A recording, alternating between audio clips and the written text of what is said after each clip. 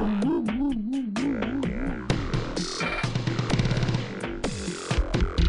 guys, this is 10 seconds challenge series. Today I'm going to raise a question related to job. People try to get good job in big companies, multinational companies. We say that is a white collar job in which they work as an administrator, they draw good salary. But this is not your challenge. Your challenge is about a job which is blue collar job. You have to tell me the meaning of blue collar job, and your challenge starts right now.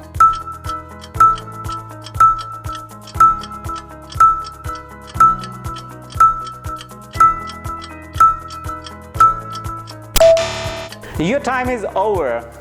The meaning of blue collar job is quite different from white collar job. Blue collar is a work in which the person does manual work.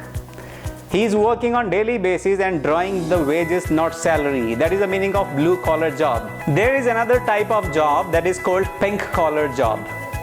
Yes, pink collar job. You have to tell me the meaning of this job in the comment box. I hope you have enjoyed this 10 seconds challenge. If you like this 10 seconds challenge series, do tell me. I'll be right back with the new challenges according to your suggestions. Till then, have a nice time.